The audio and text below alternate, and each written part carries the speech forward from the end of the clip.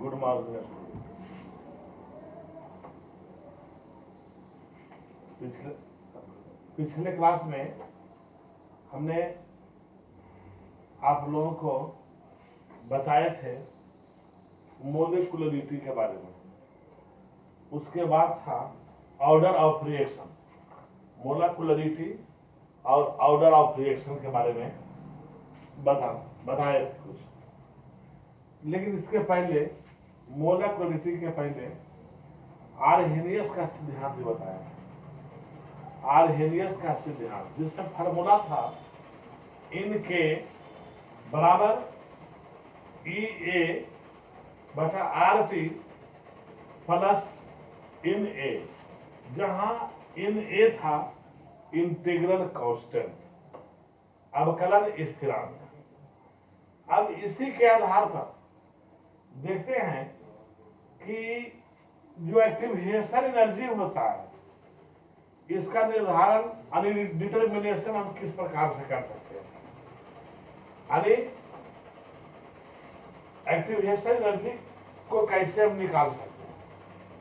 तो इसको निकालने के लिए यहां पर लिखे हैं कि डिटर्मिनेशन ऑफ एक्टिवेशन एनर्जी मतलब संकीर्ण ऊर्जा का निर्धारण। हम जानते हैं कि आर्हेनियस के अनुसार सूत्र होता है इंटीग्रेशन ऑफ के बराबर माइनस ई ए बटा आर टी प्लस इन ए, जहां इंटीग्रेशन ऑफ ए जो है इंटीग्रल कांस्टेंट। अब क्या यहां पर टी है टेम्परेचर, तापक्रम। यदि तापक्रम अलग अलग हो, भिन्न भिन्न हो, तब उसके लिए क्या होगा तो देखते हैं। यदि तापक्रम अलग अलग यानी भिन्न भिन्न T1 एंड T2 हो तो T1 और T2 का उपयोग आर्हेनियस के समीकरण में कर लेता है। T1 एंड T2 का उपयोग आर्हेनियस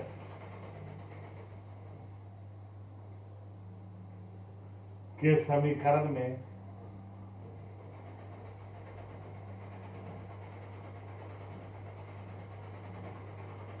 करने। देखिए अब यहां पर है इन इंटीग्रेशन ऑफ के बराबर माइनस ई ए, अब बटा आर रहेगा लेकिन टी के जगह पर T1 प्लस इंटीग्रेशन ऑफ ए। ये हो गया समीकरण नंबर 1। इसी प्रकार से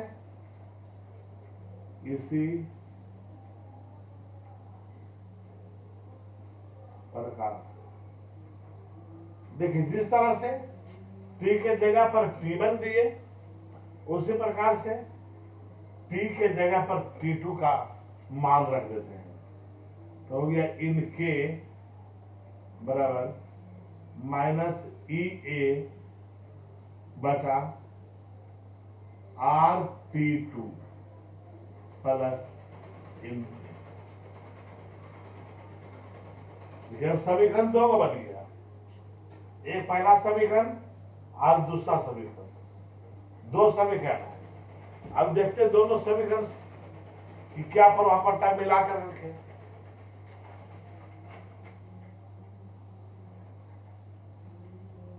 देखिए समीकरण 2 में एक को घटाने दो,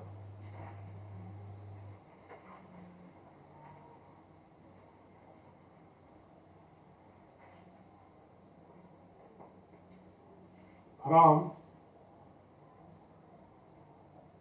सब extracting of equation first equation first in to,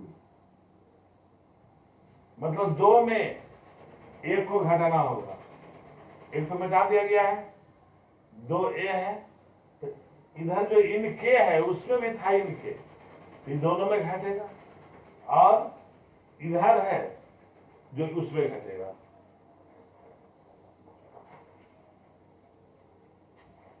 लेकिन कांस्टेंट जहां तक सवाल है, कांस्टेंट का बात है, तो के है कांस्टेंट, तो उसमें K1 और इसमें K2, तो देखते हैं इन घटा करके इन K2 और घटाओ इन K1 बराबर EA बटा RT 2 प्लस इन A और घटाओ EA बटा, यहां माइनस है,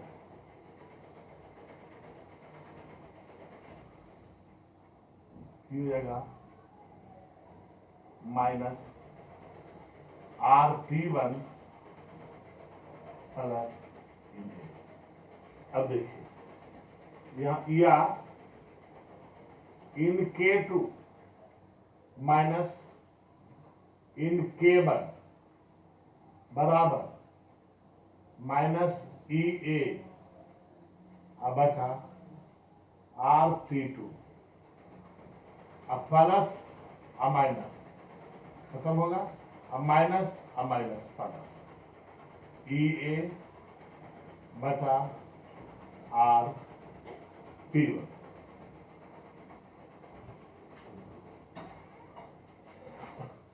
अब देखिए इधर हो गया इन K2 माइनस इन K1 बराबर कॉमन है EA,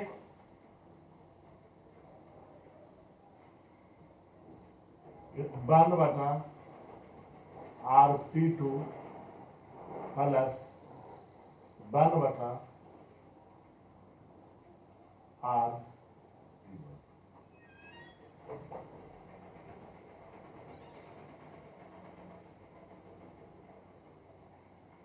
अब देखा जाए आगे EA और इधर भी कॉमन दोनों में R है, अब निकल गया वन बटा T2 प्लस वन बटा T1।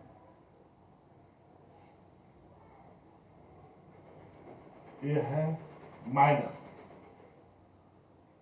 यहां हो गया माइनस। अब देखिए EA बटा R, एकदम LCM हो गया, T1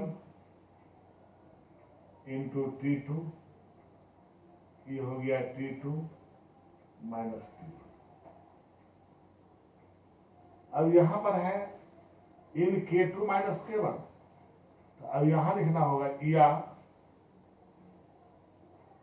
इन K2 बटा K1 बराबर EA बटा R into T2 minus T1 बटा T1 इंटू ये हो गया। अब इतना का मान होता है, इन जो है इतना का मान होता है 2.303 लॉग K2 बटा K1, ये हो गया बराबर EA बटा R, यहाँ हो गया T2 माइनस T1 बटा T1 इंटू T2, ये हो गया। अब इसी को दूसरा रूप में लिख सकते हैं, या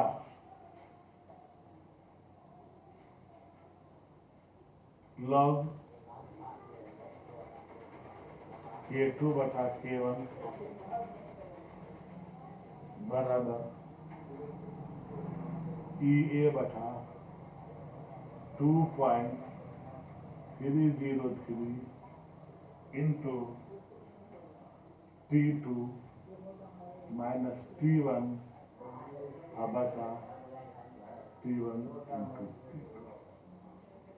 यही हुआ संक्रियन ऊर्जा का मान।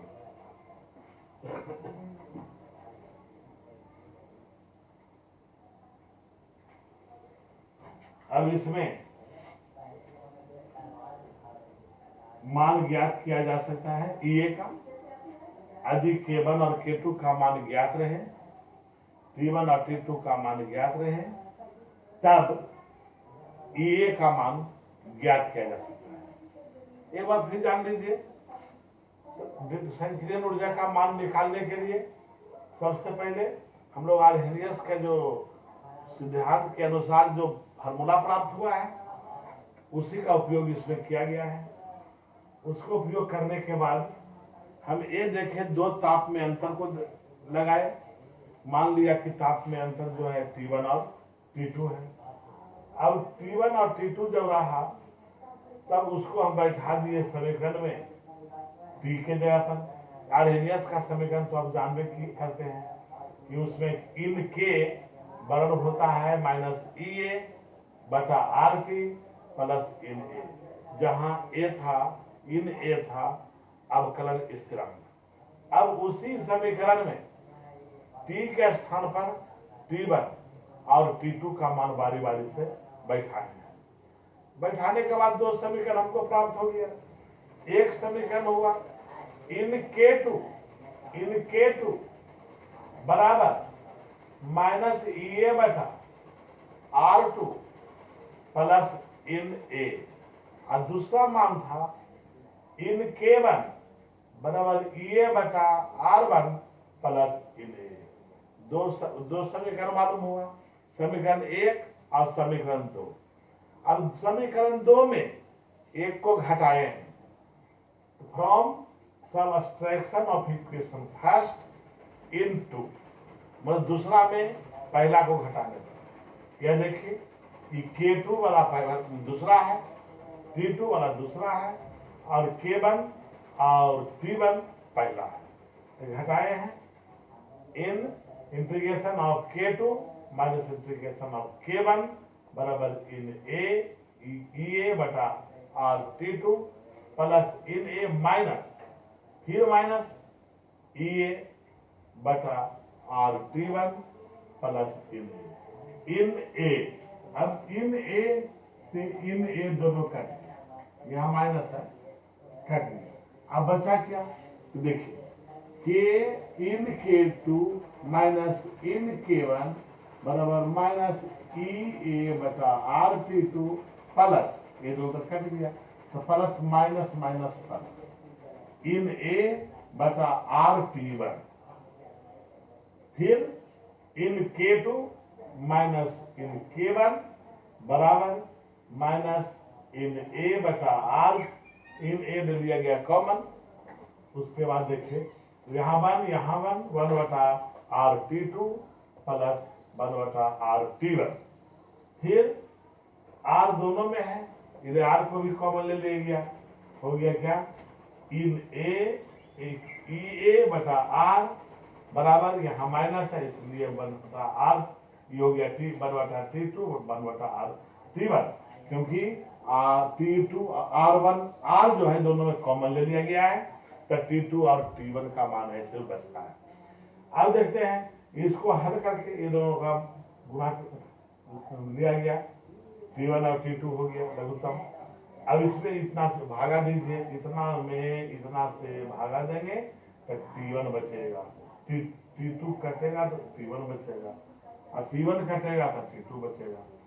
तो यही हो जाएगा इसमें कि EA बटा R छोटी कोष्ठ में T2 माइनस T1 बटा T1 इंटू T2।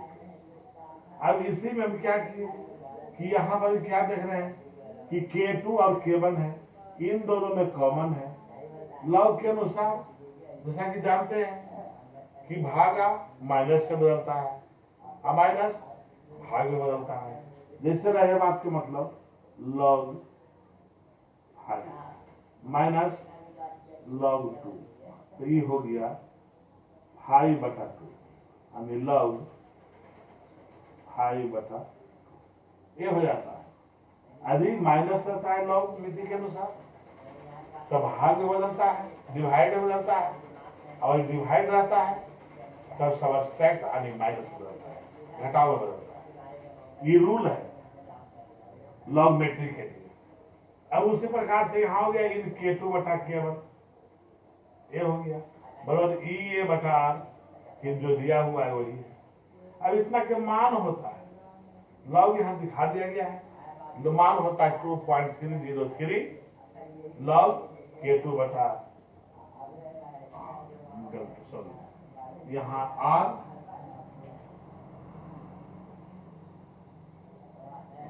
यहाँ हो गया K2/K1, सही है, K2/K1 EA/R T2 minus T1 यानी T1 इंटू T2, करेक्ट। अब आगे इसी से मान निकाल दिया गया, सब याद गए हैं, सिर्फ सजाया गया है कि log K2/K1 बराबर EA/2.303 I into T2 minus T1 अब बटा T1 into T1 into T2। तो ये हो गया एक्टिवेशन एनर्जी के लिए, एक्टिवेशन एनर्जी सक्रिय ऊर्जा के लिए सूत्र। अब देखिए इसके आगे order of reaction, molecularity of reaction तो बता दिया गया था। अब देखते हैं ऑर्डर ऑफ रिएक्शन यानी प्रतिक्रिया का क्रम।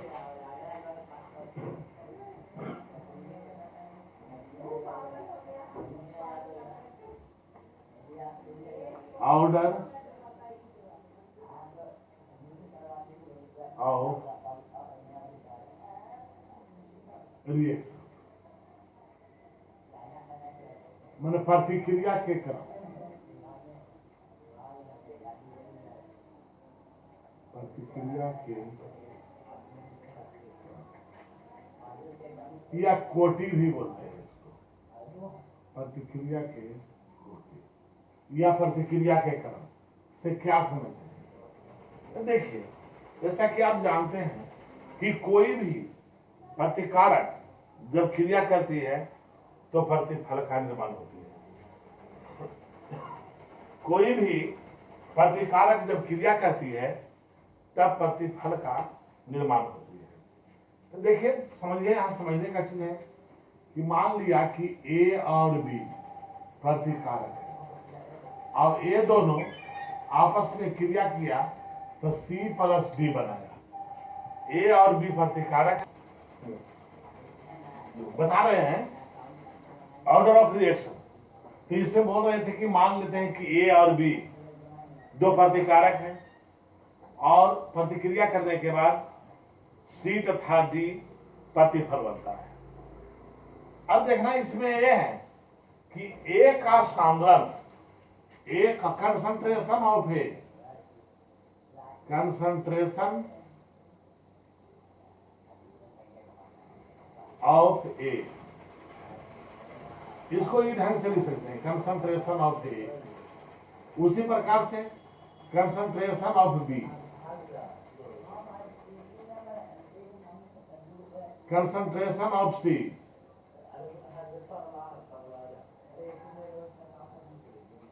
Concentration of D। यदि बड़ी कोष्ठ में कर दें प्रतिकारक को या प्रतिफल को, यानी रिएक्टेंट या प्रोडक्ट किसी को भी, तो वो कंसंट्रेशन कहलाता है, यानी सांद्रण कहलाता है। ये हो गया A का सांद्रण, ये हो गया B का सांद्रण, ये हो गया C का सांद्रण और ये हो गया D का सांद्रण, यानी concentration of A, concentration of B, concentration of C, concentration of D। इस प्रकार से लिख सकते हैं। अब ये देखना है कि प्रतिकारक जो AB है तो इसके सांद्रण यानी A का सांद्रण और B का सांद्रण, ये दोनों प्रतिकारक है, प्रतिकारकों के साथ। अब देखना इसमें कितने मौलिकुल भाग लिए हैं, प्रतिकारकों के कितने मौलिकुल भाग लिए हैं ये देखना है। तो इसमें एक है तो एक अनुभाग लिए हैं, इसके में भी कुछ नहीं है तो 1 है, इसका मतलब एक अनुभाग लिए हैं। अब ये दोनों को जोड़ दिया जाए तो 1 जोड़ 1 बराबर। अभी कहने का मतलब ये हुआ कि किसी भी रासायनिक प्रतिक्रिया में उपस्थित प्रतिकारकों के सांद्रण के घातांकों के योगफल को ऑर्डर ऑफ रिएक्शन कहते हैं। किसी भी रासायनिक प्रतिक्रिया में उपस्थित प्रतिकारकों के सांद्रण के घातांकों के योगफल को ऑर्डर ऑफ रिएक्शन कहा जाता है। प्रतिक्रिया का क्रम या प्रतिक्रिया का कोटि का मतलब, जिसको हम इस प्रकार से समझें। मान लिए कि ए और बी दो प्रतिकारक है, प्रतिक्रिया करने के बाद सी और डी प्रतिफल बना। यहाँ ए का सांद्रण, बी का सांद्रण, सी का और डी का सांद्रण हुआ। अब इसमें देख रहे हैं कि प्रतिकारकों के दो प्रतिकारक है और दोनों के एक एक मॉलिक्यूल अनुभाग लिए हैं। इसका भी एक अणु कुछ नहीं है, तो इसका भी एक अनुभाग लिया है, 2 अनुभाग लिया है। तो 2 अनुभाग लिया है तो एक अणु ऊपर में घातांक 1 हो गया, इसका भी एक अणु, इसका भी घातांक 1 हो गया। दोनों घातांकों को जोड़ दिया गया, जोड़ने के बाद 2 आया, यानी कहलाया order of reaction. Second order of reaction 2 आवेगा, सेकेंड ऑर्डर ऑफ रिएक्शन 1 आवेगा, तब फर्स्ट ऑर्डर ऑफ रिएक्शन। यदि 3 आता है घातांकों का योगफल तो उसको हम थर्ड ऑर्डर ऑफ रिएक्शन कहते हैं। तो ऑर्डर ऑफ रिएक्शन क्या हुआ? किसी भी रासायनिक प्रतिक्रिया में उपस्थित प्रतिकारकों के सांद्रण के घातांकों के योगफल को ऑर्डर ऑफ रिएक्शन कहते हैं। अब इसको इस ढंग से लिख दिया जाए, परिभाषित किया जाए। किसी भी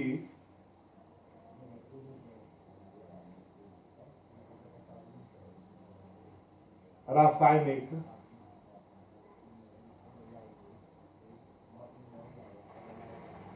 प्रतिक्रिया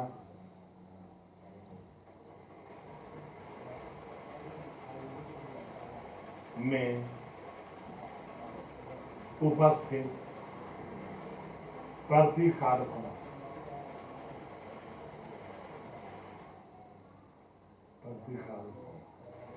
के सांद्रण,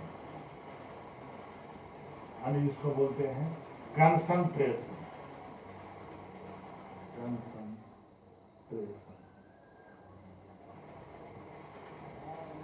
के घातांकों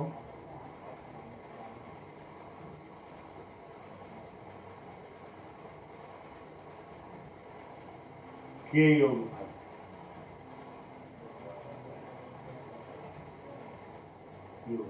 को ऑर्डर ऑफ रिएक्शन कहा जाता है। ऑर्डर ऑफ रिएक्शन कहा ये हो गया कि यदि किसी रासायनिक प्रतिक्रिया में उपस्थित प्रतिकारकों के सांद्रण के घातांकों के योगफल को ऑर्डर ऑफ रिएक्शन कहा जाता है। अब देखिए जैसे में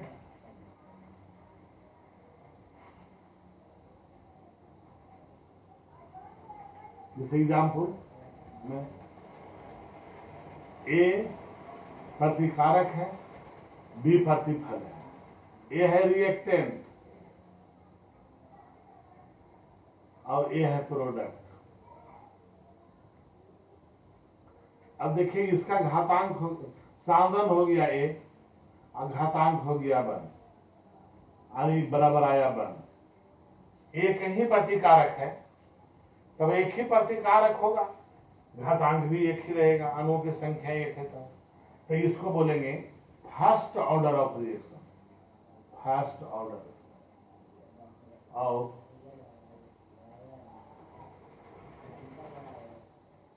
फर्स्ट ऑर्डर ऑफ रिएक्शन बोलेंगे, जब एक आवेगा तब। उसी प्रकार से एग्जाम्पल नंबर दूसरा देख लीजिए कि ए प्लस बी प्रतिक्रिया कर करके बनाया C plus B.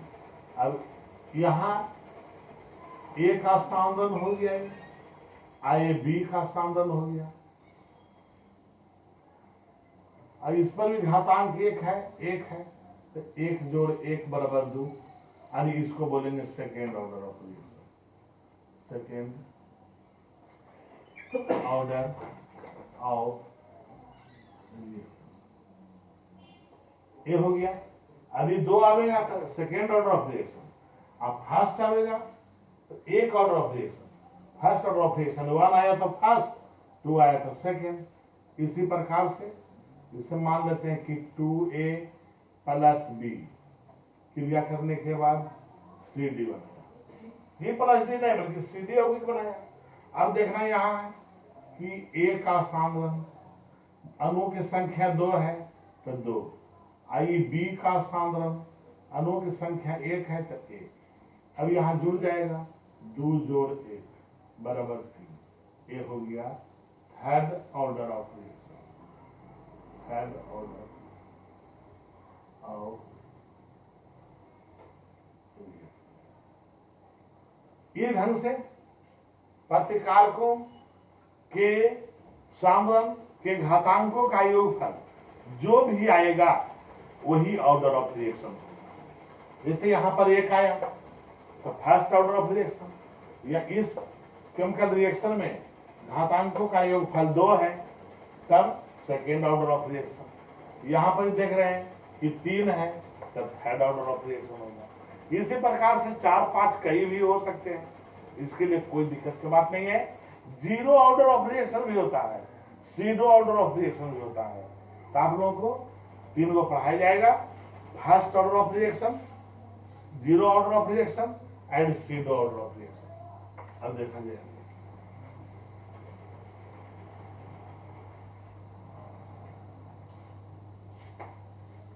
Order of reaction,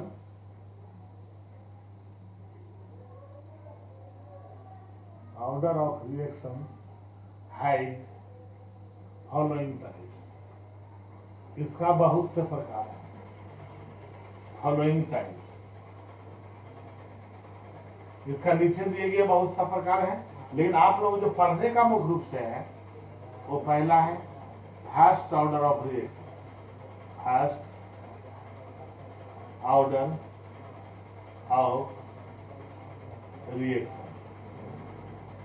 दूसरा है पढ़ने का 0 order of reaction, 0 order of reaction. और तीसरा पढ़ने का है सीडो ऑर्डर ऑफ रिएक्शन,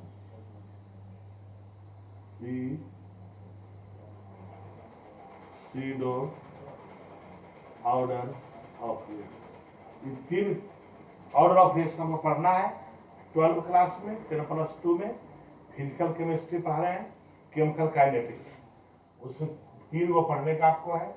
पहला फर्स्ट ऑर्डर ऑफ रिएक्शन, दूसरा 0 ऑर्डर ऑफ रिएक्शन और तीसरा सीडो ऑर्डर ऑफ रिएक्शन। तो देखते हैं 0 के मतलब शून्य हो गया और सीडो के मतलब नकली क्रम के प्रतिक्रिया हो गया, तो इसी में देखना है। तो अब 3 तरह के हो गई, इसको उतार लीजिए। अब देखना आगे है कि फर्स्ट ऑर्डर ऑफ रिएक्शन जो होता है क्या है, उसके बारे में कैसे कैलकुलेट कर सकते हैं, क्या आगे फॉर्मूला कैसे निकलेगा वो भी देखना है।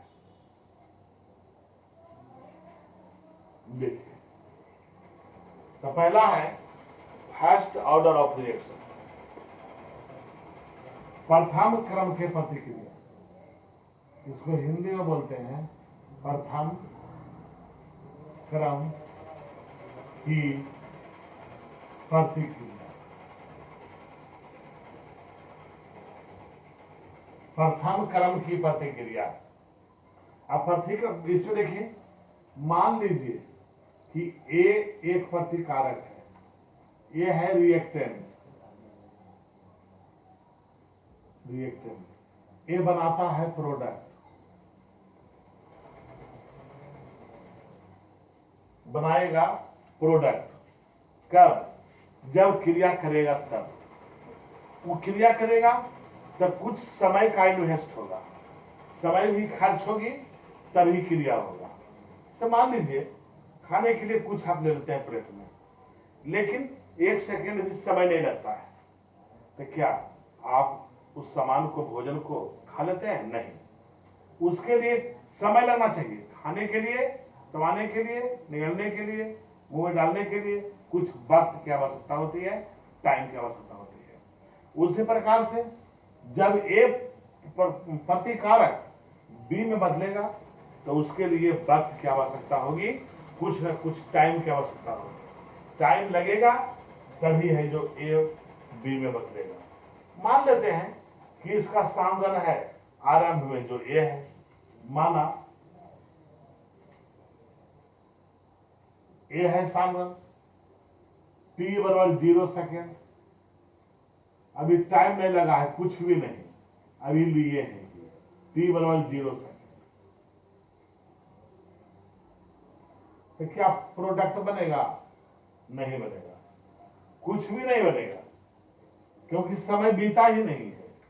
टाइम स्पेंड जो हुआ है बहुत बहुत नहीं हुआ ही नहीं है, तो इसी हालत में प्रोडक्ट नहीं बनेगा। लेकिन after T second, after T second, T second बीत गया, और टी सेकेंड के मतलब इकाई समय, 1 सेकेंड बीत गया, तो ये बन गया एक्स। इसका सांगन एक्स हो गया, तो इसमें कितना हो गया, ये कितना रह गया? तो ए माइनस एक्स। जितना ए बनेगा उतना ए घट जाएगा। अब 100 रुपया लेकर के बाजार गए, पहले ही बताया था एग्जाम्पल है, 100 रुपया लेकर के बाजार गए, आप खर्च ही नहीं किए, अभी कोई टाइम उस पर नहीं व्यक्त किए सामान खरीद लेना, तो उतनी की उतना अमाउंट आपके पास रह जाएगा। लेकिन टाइम खर्च किए, कुछ सामान खरीद, तो इसी हालत में इन्वेस्ट होगा कुछ।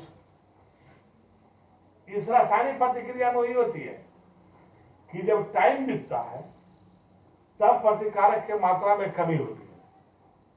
और मान लेते हैं कि यदि टी टाइम लगा तो ए जो बना प्रोडक्ट एक्स, तो इसकी मात्रा कितनी हो गई?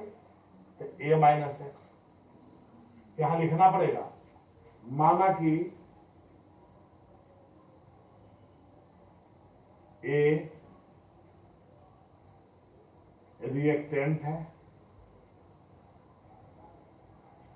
जिसका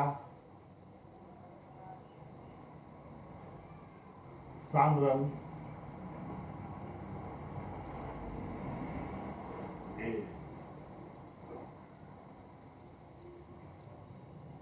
ए मोल है। 30 सेकेंड बाद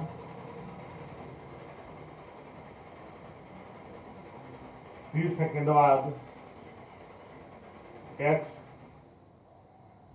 प्रोडक्ट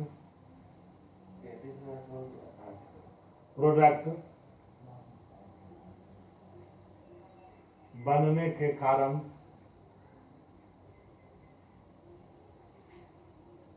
शेष प्रतिकारक की मात्रा ए माइनस एक्स रह जाता है। इतना हो गया, इतना तक हम लोग लिख लिए। अब देखते हैं आगे क्या होना चाहिए।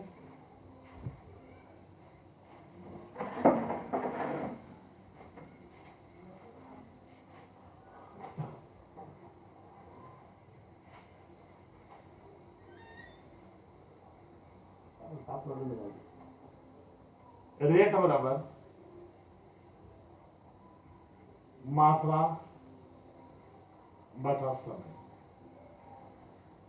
पदार्थ की मात्रा बना है अल्प एक्स, समय लगा है डी एक्स, डी टी समय लगा है डी टी, टी टाइम, अल्प टाइम टी बना है एक्स। ये हो गया रेट बराबर। अब देखना है कि जो रेट होता है शेष प्रतिकारक के मात्रा के समानुपाती होता है, चूंकि rate is directly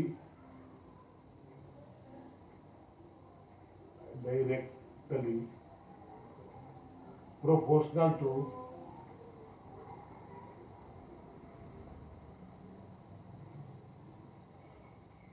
rest reactant। तो इससे अर्थ में हो जाएगा dx बटा dt a माइनस एक्स। यही है, मतलब हम बोले कि ये जो रेट होता है, दर होता है, शेष प्रतिकारक के मात्रा बराबर होता है। तो शेष प्रतिकारक के मात्रा यही था a माइनस एक्स, तो इसी का हो गया समानुपात। अब इसको बराबर में करेंगे, तो बराबर में करने के लिए क्या करना पड़ेगा, तो dx बटा dt बराबर करना पड़ेगा यहाँ k i into a minus x, इतना करना पड़ेगा।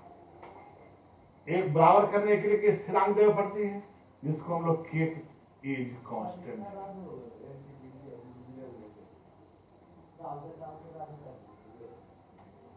अब आगे देखिए, इसको यहां ले आते हैं और इसको वहां ले चलाते हैं, तो ये हो गया dx बटा a माइनस एक्स और बराबर k इंटू यहां तक आ गया। अब इसको इंटीग्रेशन कर दिया जाए, इंटीग्रेशन। अब कलम करने का dx बटा a माइनस एक्स बराबर के। अब इसको हल करते हैं,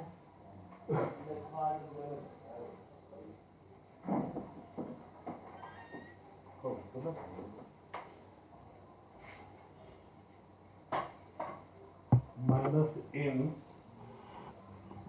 a माइनस एक्स बराबर के टी प्लस सी को हम लोग बोलते हैं इंटीग्रल कांस्टेंट।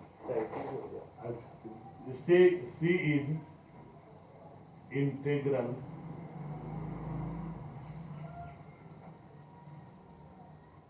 कांस्टेंट।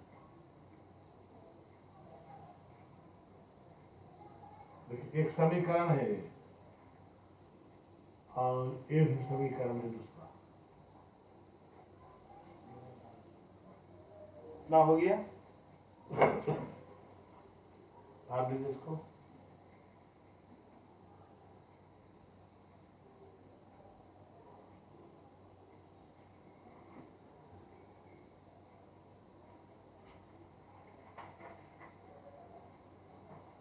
अब देखिए टाइम लगा है t। यदि टाइम के मान को 0 कर दिया जाए तो जब बना है प्रोडक्ट उसका मान भी 0 हो जाएगा, क्योंकि टाइम ही नहीं लगेगा तो पदार्थ बनेगी कहां से, प्रोडक्ट बनेगा कहां से, संभव नहीं बनना है। तो लिखना होगा इफ t बराबर 0 तो x बराबर 0। अब t और x का मान इसमें दे दीजिए, putting the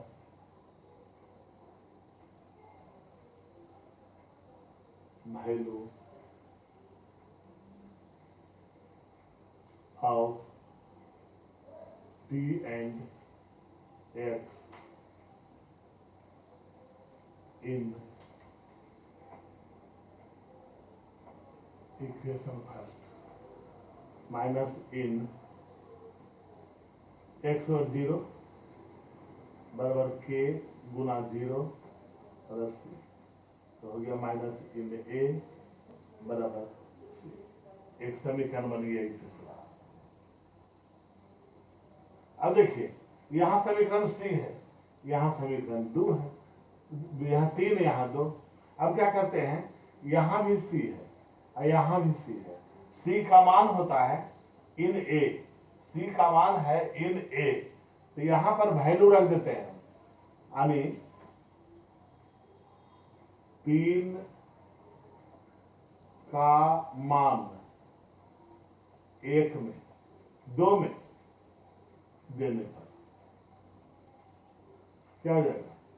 minus in A minus x बराबर के टी, आज जोड़, ये जो सी देख रहे हैं आप, तो सी के स्थान पर सी बराबर है minus in A, minus in A minus x बराबर के टी इन,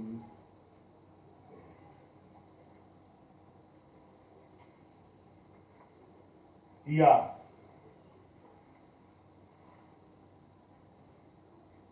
इन ए बटा ए माइनस एक्स